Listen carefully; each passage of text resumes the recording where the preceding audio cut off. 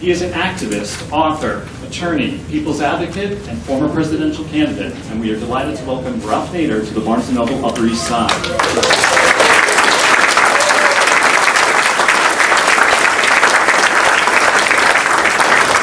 Named by The Atlantic as one of the 100 most influential figures in American history, Mr. Nader is here this evening to talk about his brand new book, To the Ramparts. Ladies and gentlemen, please join me in welcoming Ralph Nader.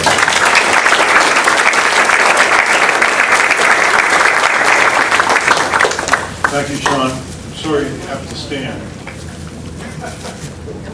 We'll try to make it worth your while.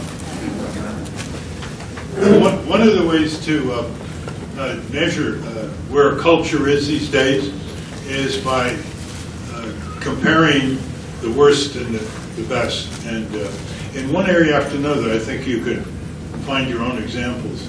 The worst is first and the best is last. We certainly see that in politics. But you can see it in a lot of range of cultures. And what we're witnessing here is a civic culture that does not assume the responsibility, that it is delegated its enormous power under we the people to legislators, who then, of course, use that power to build up the executive and judicial branches. So the most interesting thing I've seen in over 50 years is when I keep saying to people, it's a lot easier than we think to turn the country around. And the most difficult thing is to persuade people of that assertion. Isn't that interesting? Usually when you say to people, well, you know, you can get a lot stronger and lose weight, and it's really easy to do it. Well, okay, let's try it, if it's easy to do it. Unfortunately, it's very hard to persuade people, contrary to enormous number of examples in American history, that there hasn't been a social justice movement that has prevailed, which has taken more than 1% of engaged people in the country, spread out in the various congressional districts, that represents public opinion. If the 1% or less know what they're doing, and if they're accurate, and if they focus on the decision maker, say Congress, and they represent majority opinion, they can defeat almost any aggregation of corporate power, certainly on domestic issues, on labor, on health care, on equal enforcement of the laws, on access to justice, on prison reform, on all these things that are in the news, that are energy and climate disruption. And we have proved it in the past. And even in the more distant area of foreign and military policy, we see again and again the handful of people that pushed for the moratorium on nuclear testing. There never was more than 1,000 people. They generated thousands of people marching to New York and Washington under the Reagan administration, but there was never more than 1,000 people. We regulated the auto industry with a few hundred people around the country, some engineers, doctors, civic activists. So I had this little book I put out, Breaking Through Power. It's easier than we think, full of examples like that. The three ingredients are determined, small number of people who know what they're doing and are accurate. The second is reflecting or building public opinion. And the third is focusing on where this energy comes in on. Is it the state legislature? Is it Congress or whatever?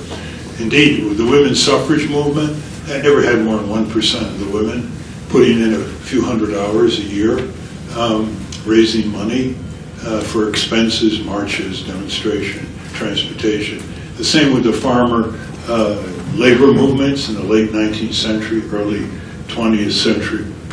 And as far as more recently, with the technology of communications, etc., it's taken even fewer. However, it is hard to get those few.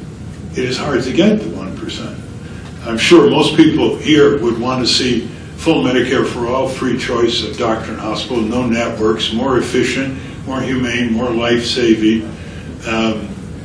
And would it surprise you to know that we could have gotten it with 1,000 people in each congressional district spending as much time on Congress as any normal bird watcher does, watching birds. 1,000. Why? Because whether you're liberal or conservative, you want health care. You don't want to be turned down arbitrarily. You don't want to be gouged, pay or die drug companies and so on. And when you have a left-right coalition, it's unstoppable. You know how many at the peak of trying to get health care under Clinton and under Obama? I didn't count 100 people working full-time. Shame on the labor movement. They got theirs. They could have made sure everyone else got this kind of human right. So I was coming in to Barnes & Noble, and I was handed materials for Mark Dudley, who's running for state control of the Green Party, and the venerable Howie Hawkins running for governor. He debated Cuomo 4 years ago. This is an example. There's 80 years of justice, honesty, and advocacy with these two people. 80 years total. And they come in last, even though they're on the ballot. That's what a two-party duopoly does. That's what a media exclusion does. That's what normally debate exclusion does. And that's what we do by prejudging all these great candidates around the country saying they can't win. And aren't we glad that there were enough voters who didn't vote for the Democrats and the Whigs in 1840 and who voted for the anti-slavery Liberty Party? Aren't we glad that a few voters didn't vote for the Republican Democrat in the mid-19th century and voted for the women's right to vote, and on and on? It's the small parties that come with majoritarian agendas. These are majoritarian agendas. It's the small parties that pioneer the way and build the pressure, so sooner or later the big parties pick up. Is Gabriella Okafor here? Gabriella? Okay. Maybe she's out back. She's a Columbia Law student from Canada, and she noticed that the big issues aren't being discussed at law schools. The technical issues are, 208 or so law schools. They should be the sentinels for justice, the first responders, the people who can move against injustice and show people the pathways with their clinical programs and their knowledge with their professors. And they're not doing it. They're all looking the other way. They're all looking at their work as trade rather than as a profession. And you see that in one profession after the other. Mark Green is here, and he can show. I remember as a young law student, he came and worked with us in Washington, and he had a book called Justice for Some, and he came up with the first copy, and he gave it to me, and he said, the first. 23 books later, he's still at it. The point I'm making is there are a lot of important people, or energetic people, or people who know what kind of just society we pass on to our descendants, posterity, and they're not stepping up. They're not speaking out. They're not mobilizing. You want to stop things going on in Washington?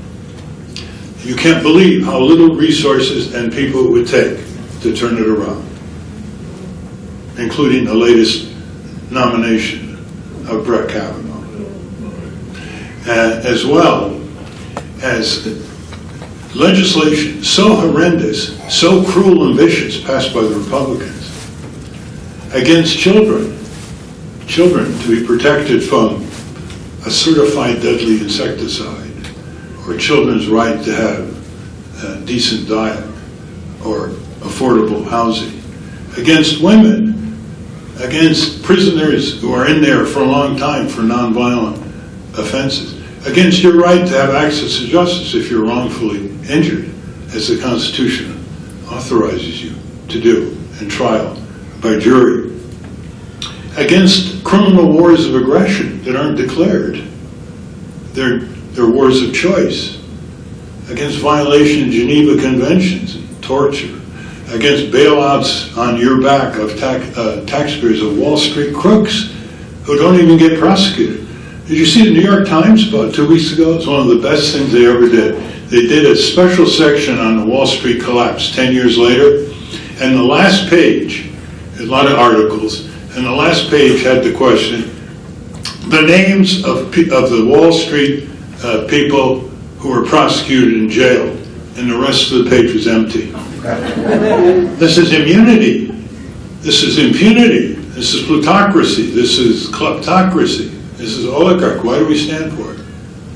This bookstore is full of wonderful nonfiction muckraking books, and it's like pulling teeth to get people to come and read it. And sometimes they pick it up and look at the price and say, hey, it's a great book, and they go out and they order on Amazon. Amazon that empties Main Street. Amazon that's turning small business into a thraldom that one-sided franchise agreements look like liberty by comparison.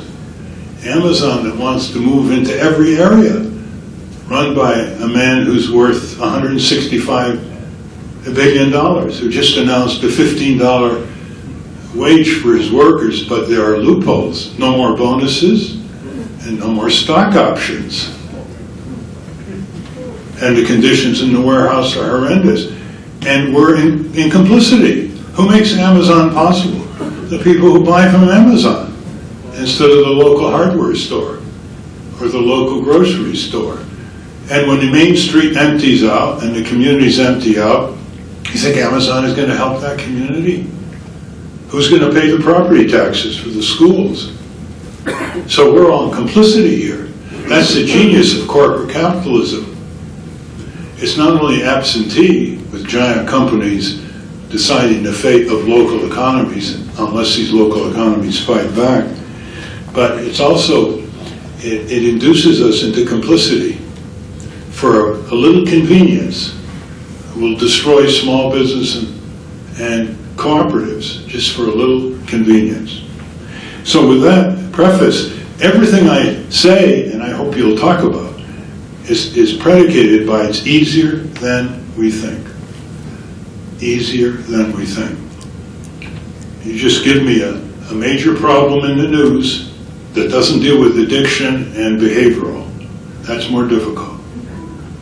Give me a major problem, and I'll give you a best guess of what it'll take to turn Congress around on it. And that's the way we have to talk. Because we've got a society where there is a golden age of muckraking books, a golden age of documentaries, having less effect than years ago when there were only 1/10 of them. Unsafe and Need Speed probably couldn't even publish today. Certainly we wouldn't have had congressional hearings. Certainly we wouldn't have gotten through 2 bills in 6 months in Congress and regulate the biggest industry in the country for safety and emission control, with 3.5 million averted deaths since then. You couldn't do that today. You certainly couldn't get judicial decisions today the way the Warren Court did. You couldn't get Brown versus Board. You couldn't get any number of normal judicial decisions on behalf of the people. When Kavanaugh said that no president is above the law, he had to be urged to say that by one of the senators. The senator should have said, but you're the law. You interpret the law. So don't tell me no president is above the law. The question is any president above Brett Kavanaugh? Kavanaugh. It's one of the few times I mispronounced somebody's name, and I'll tell you why.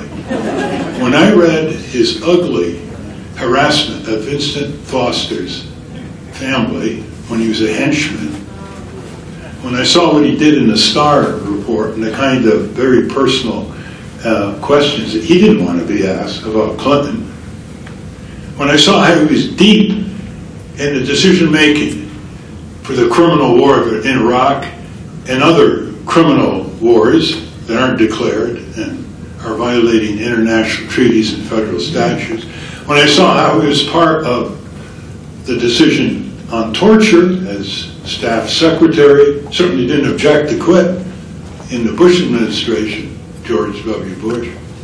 When I saw that again and again in his judicial decisions, he'd vote 18 times for corporations, 2 times for consumers, 14 times for corporations, 2 times for workers. Human rights, forget it. I suddenly found myself pronouncing his name, Kavanaugh. And so I lost the ability to pronounce his name right. Brett Kavanaugh. Kavanaugh, sorry. A lifetime appointment. The Supreme Court is a judicial dictatorship. The impeachment is extremely rare, if ever. The only way they get off the bench is to engage in serious street-level type violations, not constitutional violations, not treaty violations, not Declaration of Human Rights violations. So what we all have to do is point to the situations where a handful of people turn things around. Alan Nairn, if he's still here. Is Alan here? Yeah, look at it. Alan Nairn, he should be called the Thomas Paine of East Timor. He almost lost his life there as a correspondent with guns provided by the U.S. government to the Indonesian dictatorship. And he went up to Congress. He actually went and spoke to members of Congress and staff and turned around the policy that was blanket military support of the Indonesian dictatorship, which devolved on the poor people of East Timor, 1/3 of whom were wiped out in one attack that went over a period of days. They should have a statute for him. He didn't have any money. He had brains, he had incredible determination and courage, and he did the impossible. I mean, you try to turn the Congress around on an issue like that with Henry Kissinger on the other side and the military-industrial complex on the other side, and he taught himself Indonesian, and he's still battling for human rights in Indonesia. How many more examples do we have to have? Okay, so we're supposed to sell books. Readers think, thinkers read. That's the sign on the bookstore at the American Museum of Tort Law, the only law museum in the world of any kind in Winston, Connecticut. What's that say about our profession, huh? Lawyers, law students. There are 33 timber and lumber museums in the U.S. There are 16 medical museums in the U.S. 1 law museum. And yet when you stand in front of a judge said, "You are presumed to know the law. You are presumed to know the law." Well, how come we don't teach it? Except in law schools. They can learn about this in high school. They're perfectly capable of doing it. You know, youngsters, if you hold them to a low standard, they will oblige you. If you hold them to a high standard, they will surprise you. And this book is designed to show that Trump was not out of original cloth. That the basis for the acceptance of Donald J. Trump, the most unqualified, brutish, prevaricatory, and I'll let you finish the next 20,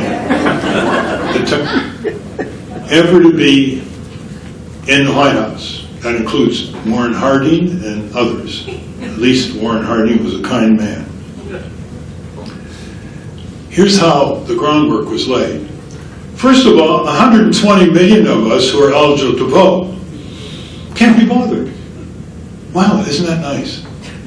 You don't like the politicians, you don't like the Congress, you tell the pollsters Congress is coming in at 12% approval, and you say you're not going to vote because you're cynical.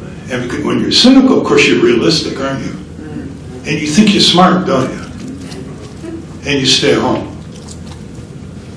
That's where the problem starts. The next problem is with the voters. How many of them do their homework, or are they knee-jerking Republican, Democrat? or the third parties. How many of them spend 10 hours in the fall before the election studying the record, not the rhetoric, of these candidates? They're all available. Bingo. Hit your computer, you got it. Couldn't be easier. How many of them do that? They don't have time. Too busy trying to make ends meet. Oh, it's terrible. Got to commute every day. In debt. Can't afford health care. That's why you got to study 10 hours on their record and make sure that they're your hired hands and not Wall Street. That's why you have got to do what you're making your excuses for yourself not to do. I know no party in the country that makes more excuses for itself than the Democratic Party. Will it ever look into the mirror and ask why it has not landslided the cruelest, most ignorant, most Wall Street indentured, most warmongering, most outlawry, most voter suppression, most wage suppression, party, anti-consumer, anti-worker, the most ugly party in Republican history. Robert Taft would be appalled. Teddy Roosevelt would be appalled. Dwight Eisenhower would be appalled. And instead of landsliding them, it's the Democrats who are landslided, losing 32 state legislatures, about the same number of governorships, losing the Senate, the House, the Presidency, and the Supreme Court. What's left? And they say to us, you have to vote for us. Because although we have a lot of things that are as bad, we didn't stop the Iraq War in Congress, we could have. We allowed all these tax cuts for the rich and powerful, we could have stopped it. We supported the bailout, most of us, in Wall Street with very few strings. But we're not as bad as the Republicans. We'll go toward the cliff in our deteriorating democracy. The Republicans will take us over the cliff, and we have to vote for them, for the Democrats. But why don't you bluff vote? Why don't you start telling the pollsters in April or May, we'll vote for you, Democrats, but we want you to sign on a dotted line with an agreement with the American people on health care and livable wage and criminal justice reform and infrastructure, and de-bloat the Pentagon, and stop being an empire, and so on. I mean, whatever they do later, the bluff voters, that's their own business, in the privacy of their vote. But if you don't create conditions and demands, what happens? Every 4 years, both parties get worse. Because they know they can take their voters for granted, without conditions attached. Even the unions don't make any demands anymore on the Democrat Party. Have they ever demanded the repeal of the worst anti-labor law in the Western countries, the Taft-Hartley Act? Have they ever demanded a full livable wage and really put all the millions of dollars they give to the Democrats for these insipid ads that the political consultants make money off of, and put that kind of message in their ads? So this book shows in a very sequential way. Bill Clinton paved the way for Trump for being a harasser of women, an abuser of women, and a cheater on his wife. So when Trump sees this, he says, you know, I can run for president too. I can also talk about it. I can also talk about it. I can laugh about it on Howard Stern. Remember the days when if a candidate considering office even had a divorce, they wouldn't let that candidate run.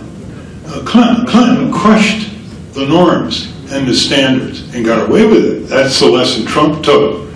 The second thing Trump did is he's looking around. He wants America to have even bigger military budgets, bigger military presence, beautiful, beautiful missiles, he calls them. And who laid the groundwork for that? It was George W. Bush. He had some precedents. And Barack Obama. Drones anywhere, assassinations anywhere, special forces anywhere. The heck with national sovereignties, international law, Geneva Conventions, torture, abuse, so sorry terrorism, blowing up wedding parties, blowing up schools, blowing up infrastructure, drinking water systems, health systems. It was George Herbert Walker Bush that destroyed the health and water systems in Baghdad in the first Gulf War. So, Donald Trump says, whoopee! Who's gonna tell me no? They're all complicit. Third, he took the trade issue away from the Democrats, who took it away from America's workers. We've been fighting NAFTA and WTO for years. Micro fighting. We actually read the text and we went up on Capitol Hill. This is basically a deindustrialization policy by global U.S. corporations who had no allegiance to our country other than to control it.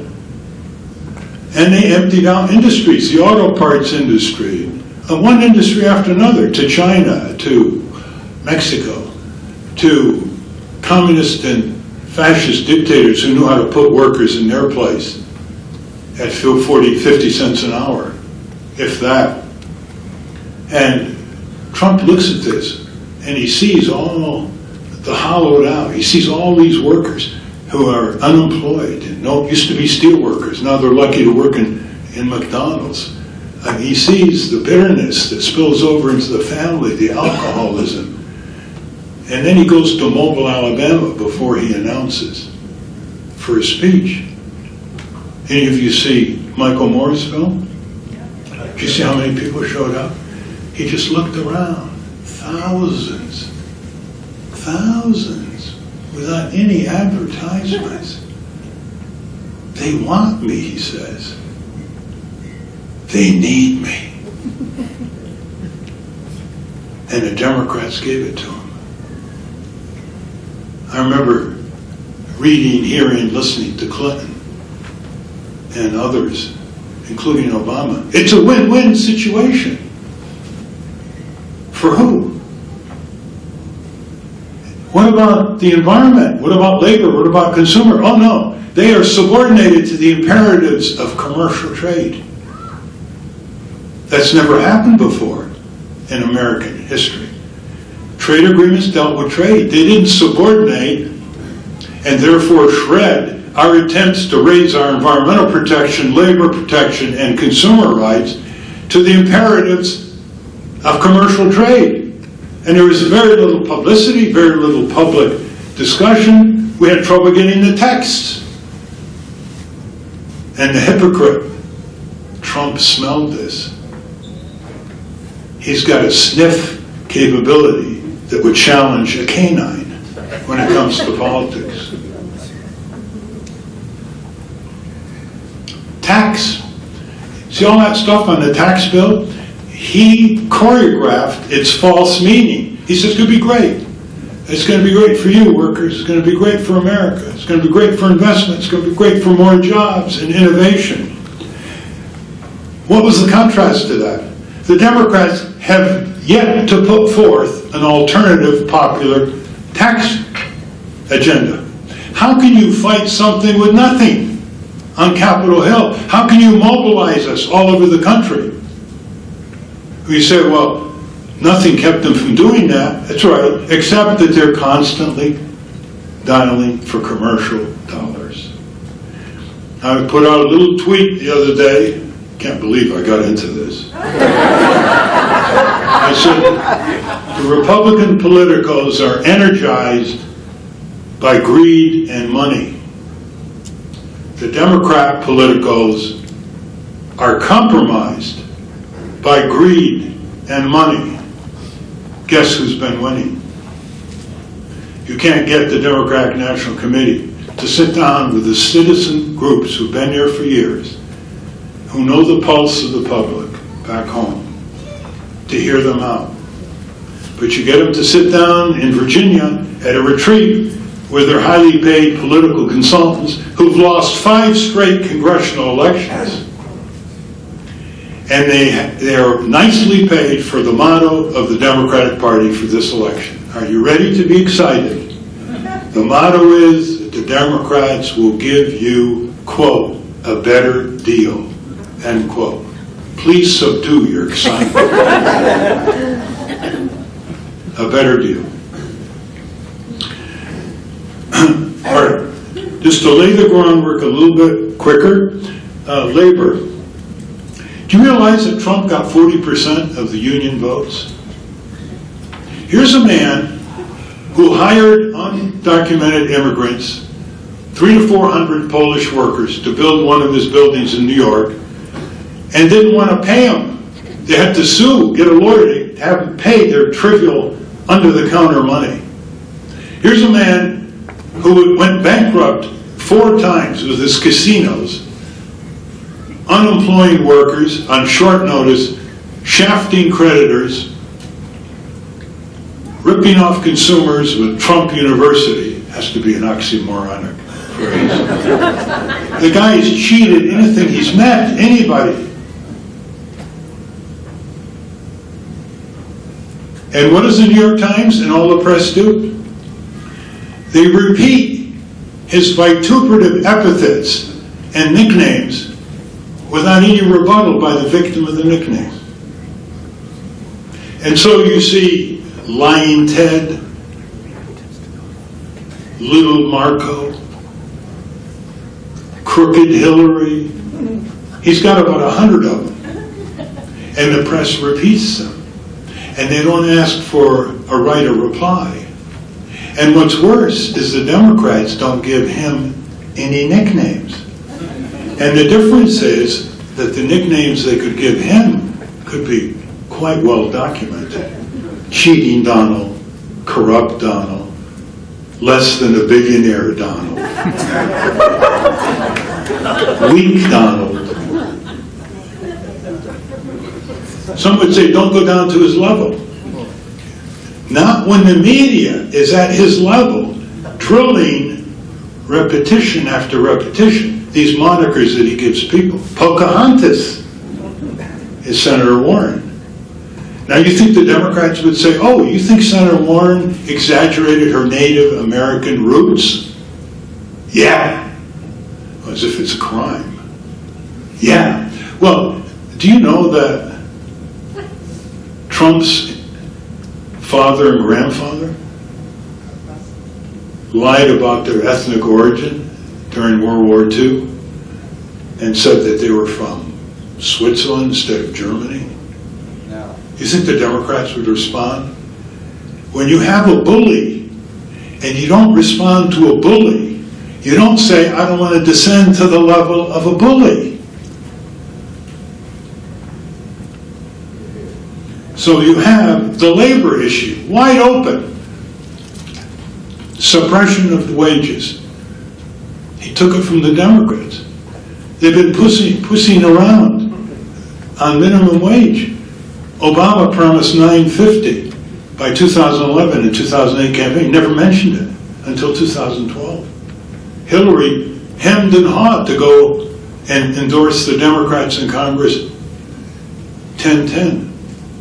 And never really meant it. The Wall Street Journal says she's torn between her loyalties to her Wall Street friends and to all those mothers who are paying $1,000 a month for daycare.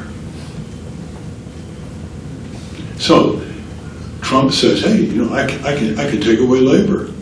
He got away with saying workers are paid too much in this country. Remember that in the campaign?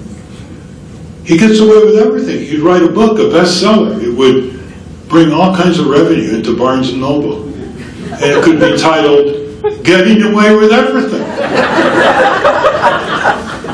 How do we let him get away with everything? How do we let any parties opposed to him get away with everything? Last point, and this is,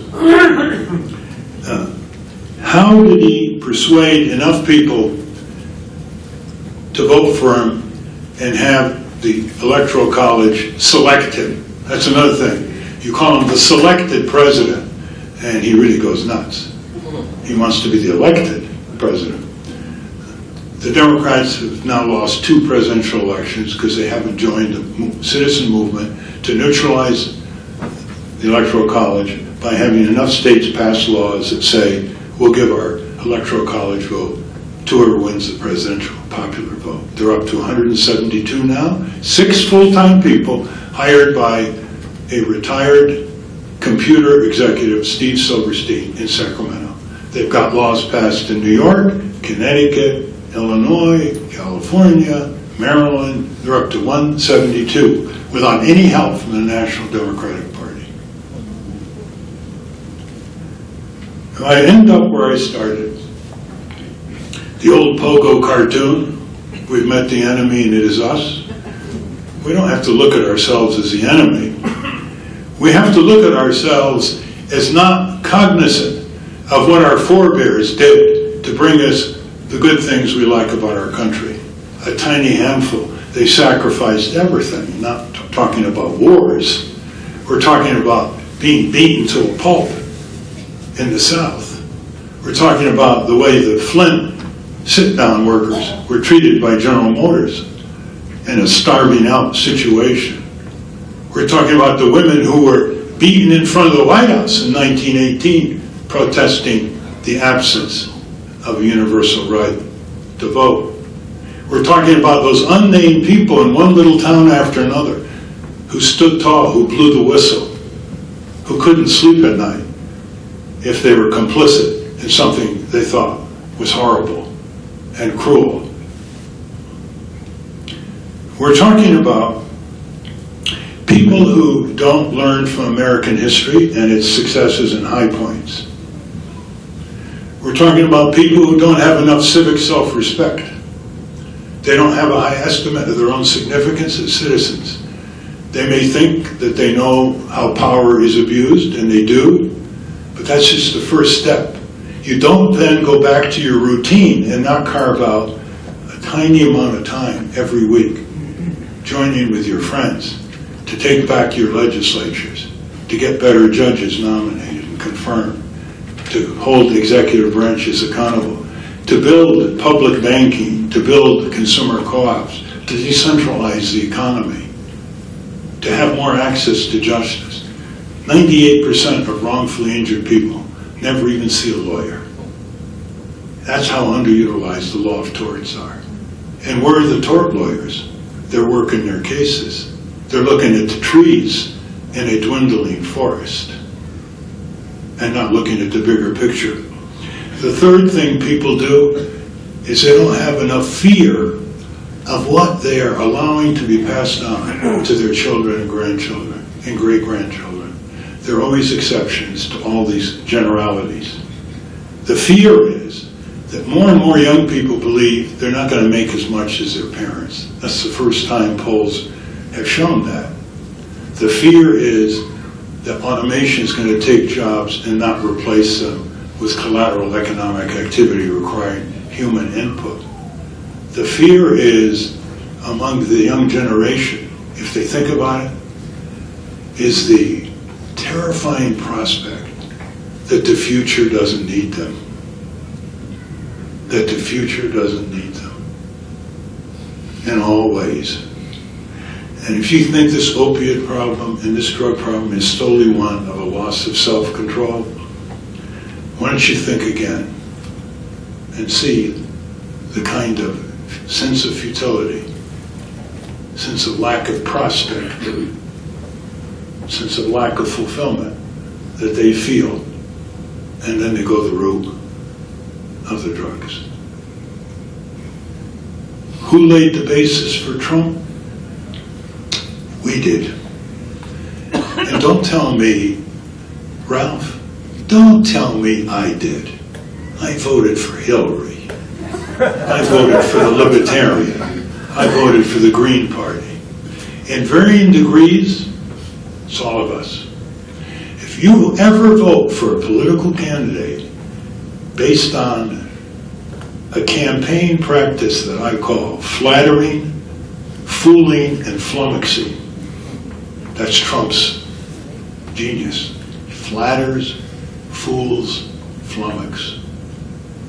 If you vote for any candidate without demanding of yourself to study the record and then put the demands on the candidate with your fellow citizens in terms of an agenda for the future, you're complicit. You've given these politicians a free ride to take you for granted and turn their back on you. The tool I have in this book, on this note, it's on page 45 to 47. It's called the Citizen Summons of your legislators. We the people is the way the Constitution starts. It does not start we the Congress or we the corporation. We're the sovereign power. We delegate it with very little control to lawmakers who turn it against us in return for their own sinecure and campaign money. This summons turns it completely on its head. It summons the two senators and representatives to your town meetings, to your agenda, to your concerns, to your follow-through, to your demands for a response after the town meeting is over. And so little is the turnout to congressional meetings back home that if you put 500 to 600 names on this petition, this summons, this tool of democracy, clearly written, printed, email, address, occupation, profession, you will get a senator to your town meeting. You can get a representative for 300. That's how few turn out. And that's how 300 clearly named. And if you don't get that response, just put a PS. When you send the summons, which I've drafted, you can change it, but I thought I'd give you a head start. Put a PS. You say, Dear Senator Schumer, Dear Senator Gillibrand, if you don't think 500 or 600 people from all kinds of backgrounds, professions, and skills are enough to get you to the local school auditorium, just let us know how many you want. You want 1,000? We'll get you 1,000. You want 1,500? We'll get you 1,500. Once you get them there, eyeball to eyeball, the flags aren't there, the PR are not there. Look what the Tea Party did in 2009. Person-to-person lobbying. Thank you very much.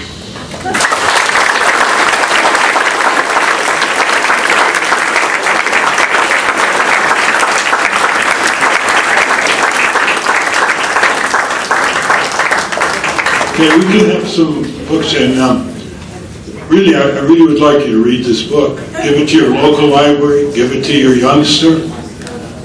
Today, you give some young people a book. They say, "Do we have to carry it?" So it's a way to respect their intelligence, and I'll personalize it for you. I know we're a bit off schedule, but let's take a few questions, and then I'll sign the book if you want to ask me or tell me anything quickly, and we can do it. Anybody want to start? Yes? How do you see the new revamp NAFTA that just was passed, or agreed to by Mexico? Yeah. You see that having any meaningful impact in the Rust Belt, for example? And you compare some of what happened with the original one? It's hard to figure out because it's not all available to us. The new revamped NAFTA, is that what you're talking about? Yes. Yeah. It has a couple of good things in it. The power of a corporation outside our country to challenge our country for regulatory burdens in court, like Canadian corporation can challenge U.S. government regulation. We can do in reverse. Mexico, the same thing. That has been mostly done away with.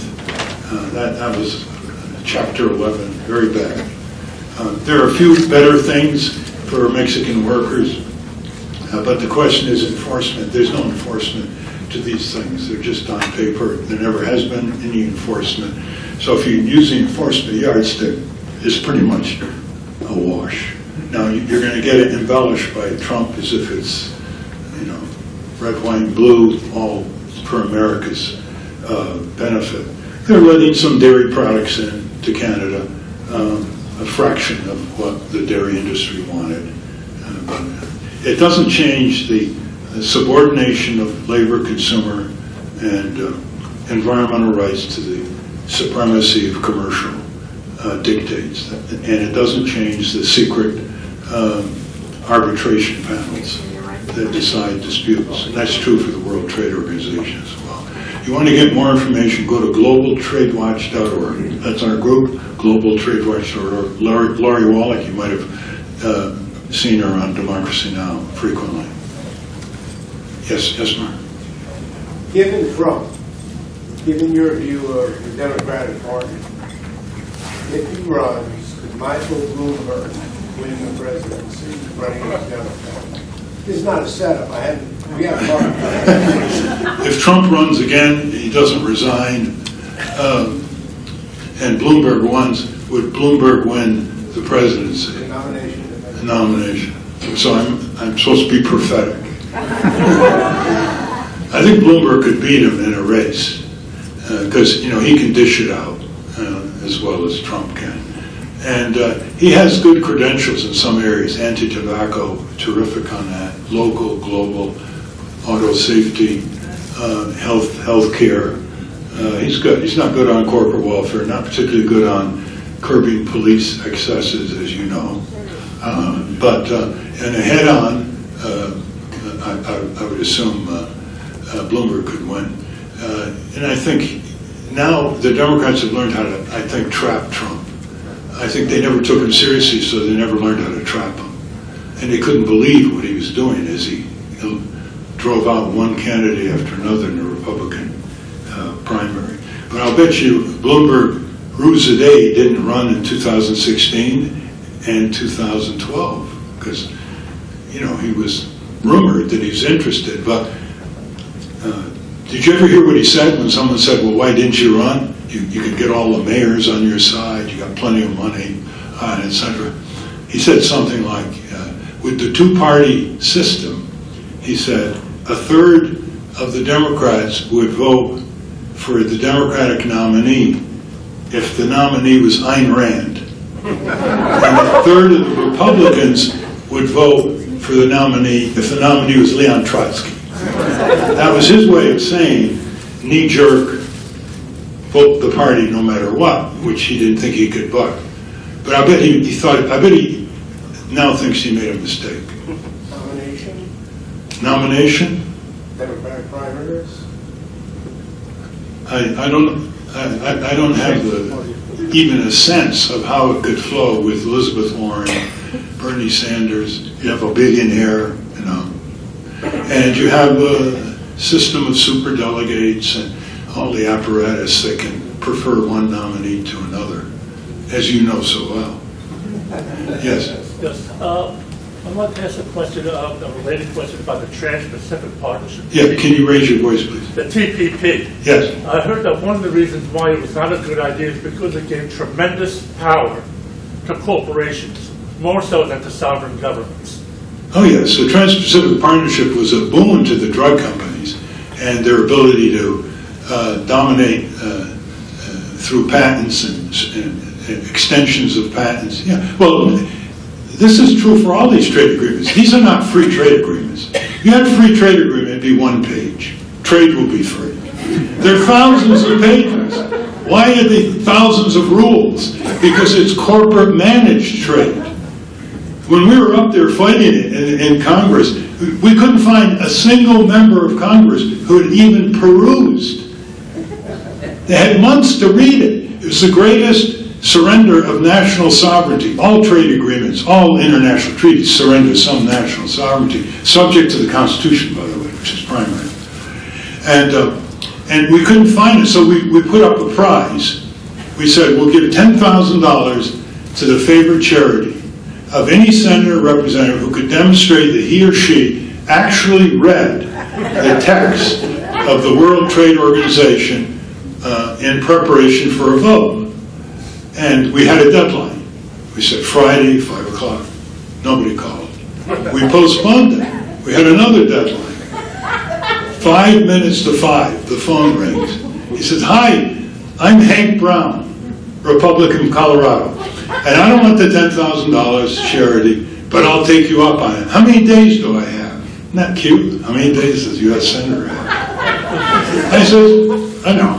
We'll take the Senate Foreign Committee room. We can get it. And you will sit in the witness, and we will be up like the senators. And I've got Dick Goodwin with me, because he did that movie, quiz show. And I'll be darned, he answered all 12 questions accurately. And we asked him some more, and he answered them accurately. So we congratulated him. And he said, "One moment, please, I have something else to say." He said, I'm a...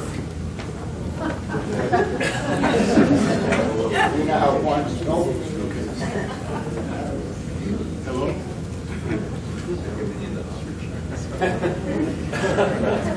Rock's revenge.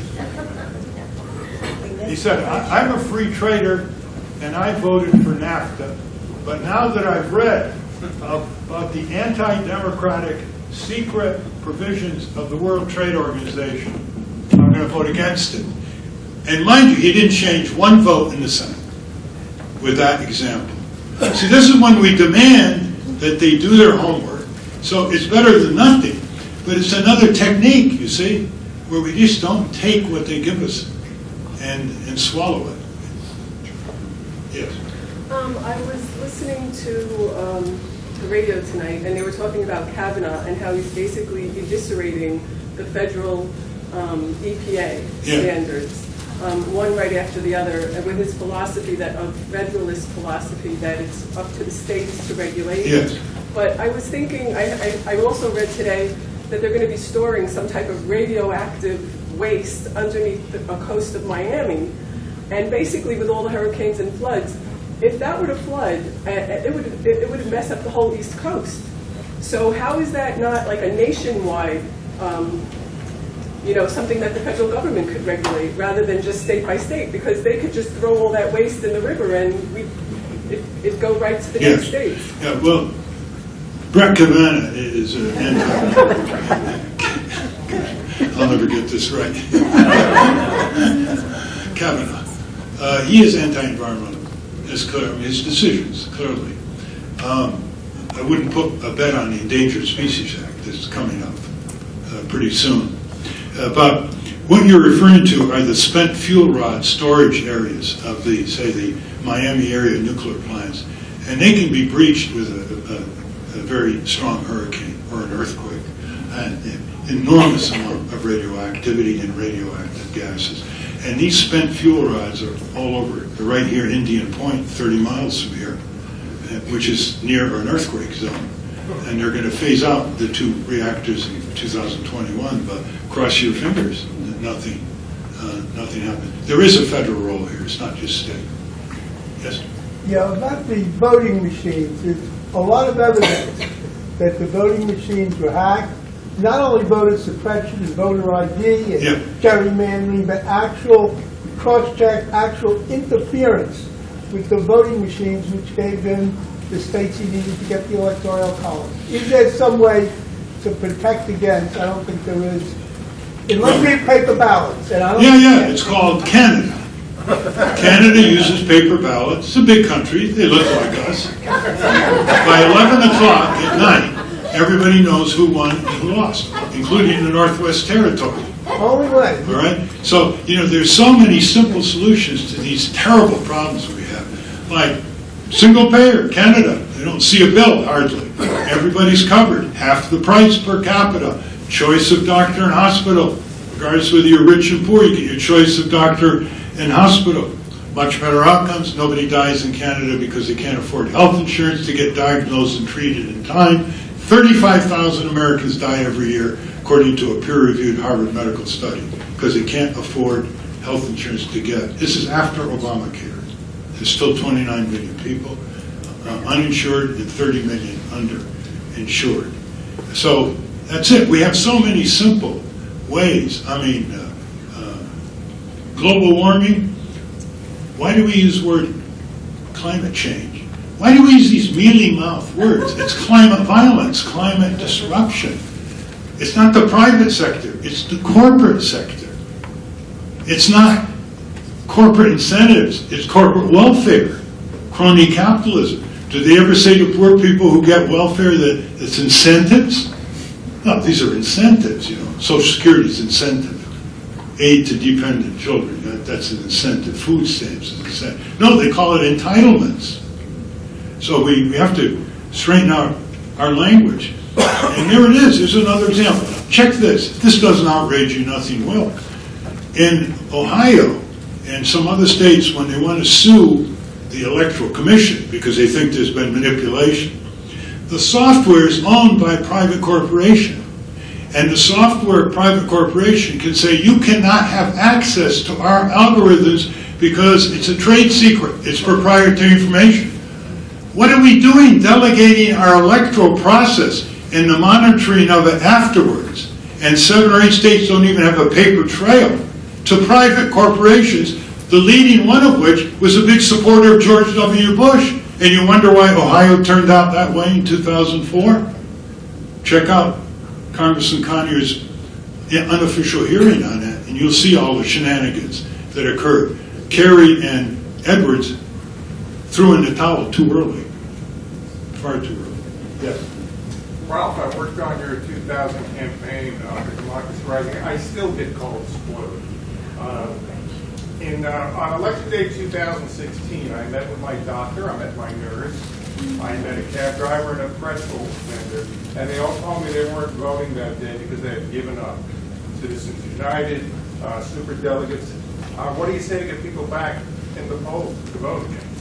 Well, first of all, you buy a box full of tiny white flags and give each one of them. And the second is, ask them what effect their staying home is going to have. Now, if they have a none of the above binding on the ballot, then they don't have to stay home. If they don't want anybody on the ballot, they can go and vote none of the above. And if the none of the above gets more vote than the candidates, it wipes out the candidacy and orders new elections and new candidates in 30 days. See, so you say, don't you want to vote for that? Right? How many arguments? You look like you could give them 25 arguments. Still have some left over. There's a lot of political bigotry against third parties. A third party candidate has equal right to run for election. A third party candidate is using the First Amendment right of petition, speech, petition, and assembly.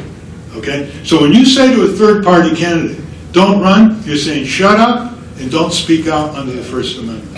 I never would say to my worst adversary in politics, do not run. I'd say, you're going to run, we're going to oppose you. If you start saying people don't run because the two parties have the arena, you're telling them to give up their precious First Amendment right. And that is clearly not fair. Yes? I wonder what your take is on the epidemic of family pensions and what possible solution might be. Epidemic of family? Failing pension. Oh, family pensions? Yeah, we have a pension rights center that would answer that. You should look them up in Washington, D.C. The regular fixed payment monthly pension is going away with the Australian dodo. Most companies are dropping them, and the ones that are starting up successfully are not adopting. It's all 401ks, which are very unstable in all kinds of ways. So that's another step backwards. We're going backwards into the future. That's what's happening to our country. You go to Western Europe, and after World War II, devastated societies, they were right, and for years, they had for all people a higher minimum wage, a better pension, 4 to 8 weeks paid vacation, better maintained parks, full health insurance, tuition-free education, except England is now different. They had all these and other rights for all their people. And they started out devastated in 1945. And we were on top of the world. And we still don't have these for all the people. Yes, sir. The biggest arms dealers in the world are 5 permanent members of the UN Security Council. A large group of scientists, Nobel laureates, have this doomsday clock. They did this about 2 years ago. Yes. And they gave it 2 minutes to midnight, midnight being the point of no return. How do you feel about it? Yeah, that's the Bulletin of Atomic Scientists. They have this clock and they're up to 2 minutes to midnight. I always thought that was a little too extreme, 2 minutes, maybe 6 minutes to midnight.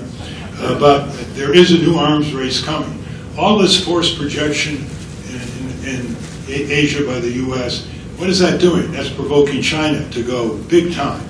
Right now we have 12 or 13 aircraft carriers. Italy has 2, and China has 1.5. And you think they're going to take this? Do we allow Chinese Navy in the Caribbean to make sure the seas are open? We are provoking Russia into rearming also. We just don't know when we're ahead. We just don't know when we're ahead. So there are some very good peace advocates, arms control groups. They need your participation.